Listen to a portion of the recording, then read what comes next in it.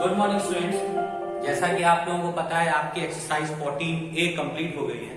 अब हम आपको एक्सरसाइज 14B पढ़ाएंगे। तो 14B को समझने से पहले आपको कुछ थ्योरम समझनी होगी।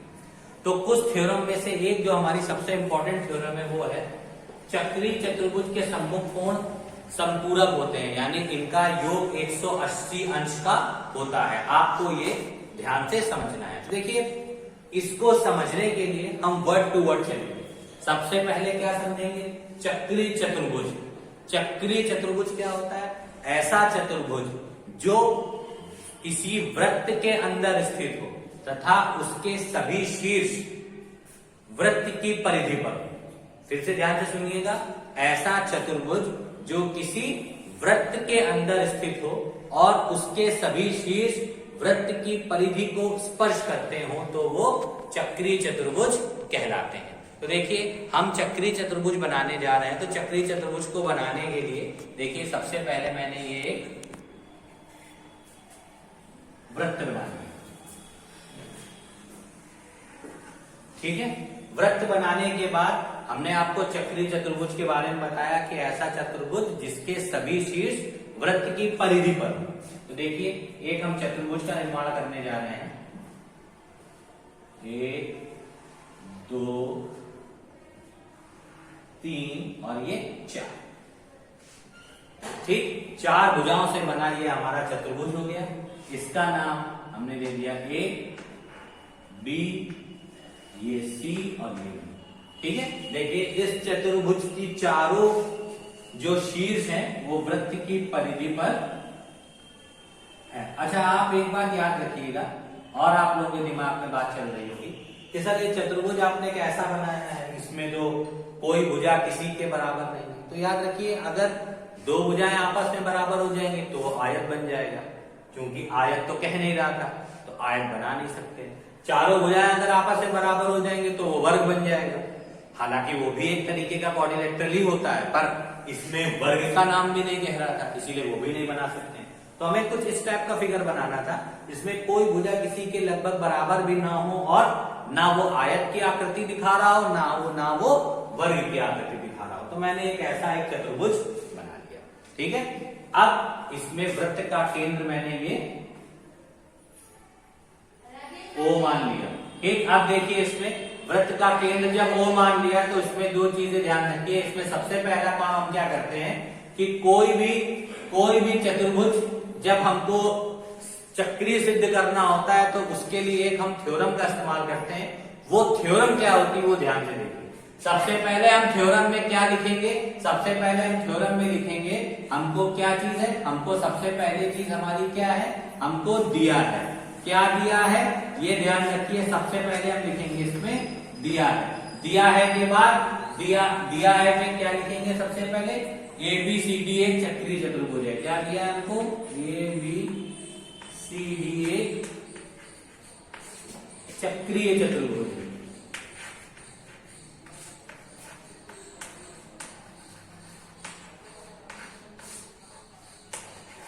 ठीक है, तथा वृत्त का केंद्र O है तथा वृत्त का केंद्र क्या है? O। आप देखिए, इस पे हमको सिद्ध क्या करना है? इसमें सिद्ध करना है, इस पे हमको सिद्ध क्या करना है? सम्मुख कोण का योग 180 अंश होता है। हमने चक्रीय चतुर्भुज के बारे में जान लिया, अब सम्मुख कोण के बारे में जान लिया। इस कोण के सामने ये कोण बन रहा है तो A कोण और C कोण सम्मुख कोण हो गए, और B के सामने D कोण बन रहा है तो कोण B और कोण D एक दूसरे के सम्मुख हो गए, यानी कोण A प्लस कोण C बराबर 180। और दूसरा हमको क्या सिद्ध करना है?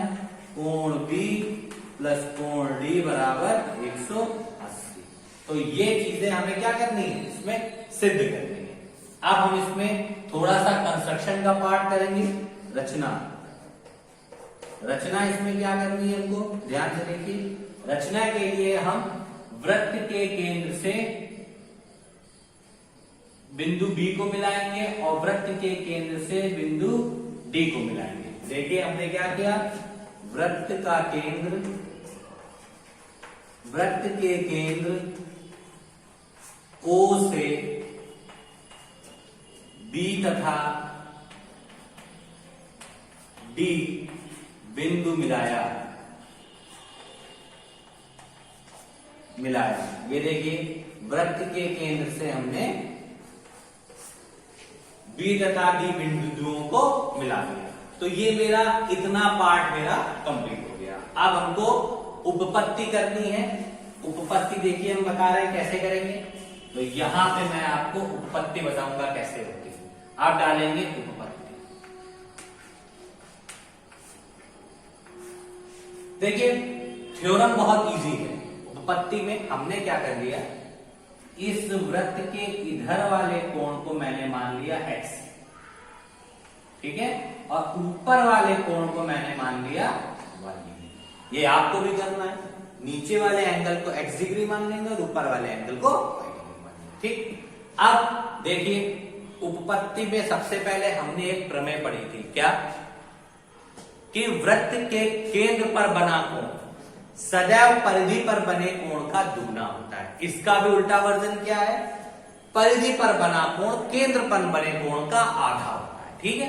तो देखिए हम इसमें क्या करेंगे, अगर हम ये देख लें, ये परिधि पर बना कोण है, ए के ठीक सामने पड़ता है मेरा x डिग्री, ठीक है, ये केंद्र पर बना कोण है। तो ये कोण A जो होगा वो कोण x का 1/2 भाग होगा, क्योंकि परिधि पर बना कोण बड़ा होता है, सॉरी केंद्र पर बना कोण बड़ा होता है और परिधि पर बना कोण छोटा होता है। तो हम यहां लिख देंगे उपपत्ति हमें ज्ञात है। क्या ज्ञात है? ज्ञात है या हम जानते हैं कि परिधि पर बना कोण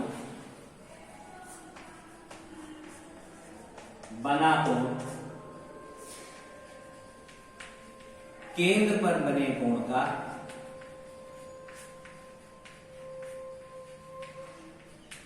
का आधा होता है।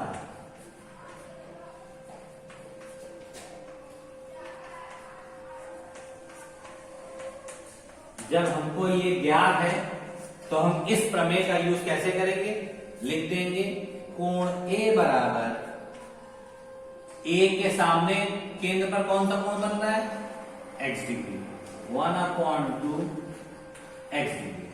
वैसे ही अब A के ठीक सामने कोण कौन सा पड़ रहा है, C।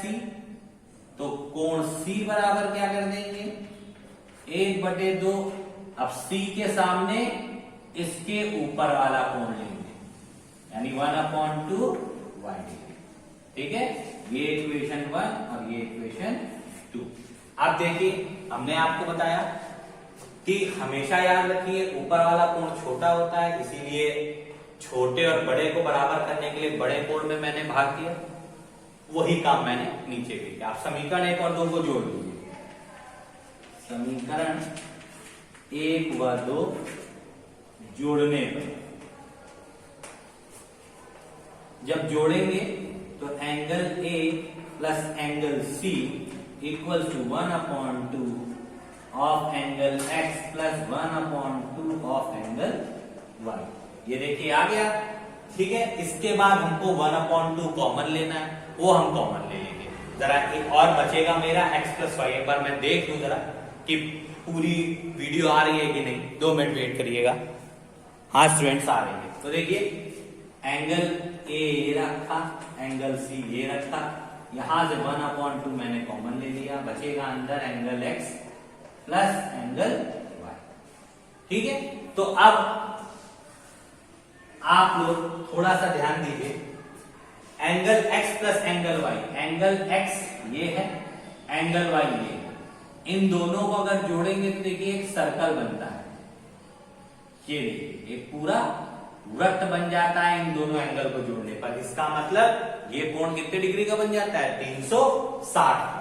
तो हम यहां पे क्या कर सकते हैं, angle A plus angle C is equal to 1/2 into 360। Q360 आया, मैंने बता दिया कि इसको और इसको जब ऐड करेंगे तो ये पूरा एक सर्कल फॉर्म कर देता है। तो कहीं पे अगर पूरा वृत्त बनने लगता है तो वो कोण 360 का बन जाता है। तो angle A plus angle C is equals to cut कर दीजिए, 2 1 जा 2, 2 18 जा यानी 180 डिग्री। यही हमको देखिए इस थ्योरम में सिद्ध करना था। तो ये हमारा सिद्ध हो गया हेंस प्रूफ। यानी देखिए पूछ रहा था चतुर्भुज के सम्मुख कोणों का योग 180 होता है, तो देखिए इस कोण और इस कोण का योग हमारा कितना आ गया 180। अब इसमें ये चीज तो आ गई, अब ये चीज और करनी है, तो दोबारा यही प्रोसेस करने की जरूरत नहीं है। हम लोग क्या लिख देंगे, इसी प्रकार सीधे सीधे क्या लिख देंगे, इसी प्रकार angle B plus angle D is equals to 180। तो आपको किसी चीज को दोबारा करने की जरूरत नहीं है। आप इतना करने के बाद एक लाइन नीचे लिखेंगे इसी प्रकार और डाल देंगे angle B plus angle D is equals to 180। तो ये स्टूडेंट्स थ्योरम आपकी कंप्लीट होती है। बहुत इंपॉर्टेंट थ्योरम है, क्लास 10th में मिलेगी, क्लास 9th में मिलेगी। 9th में तो है ही है ये थ्योरम, इसीलिए इसको बहुत ध्यान से समझिए। कुछ भी नहीं समझ में आया तो आप लोग पूछिए जरूर। आप लोग एग्जाम की वजह से वीडियोस में कम ध्यान दे रहे हैं, बट थ्योरम्स में जरूर ध्यान दीजिए। एक्सरसाइज तो हम फिर से एक बार आपको करा देंगे, और अगर हमको थ्योरम आती है फिर मेरे लिए एक्सरसाइज करना बहुत इजी हो जाता है। तो स्टूडेंट इसको अच्छी तरीके से नोट कर लीजिए। कुछ भी नहीं समझ में आता है तो दोबारा कॉल या मैसेज के थ्रू हमसे पूछिए। Now thank you and have a nice day.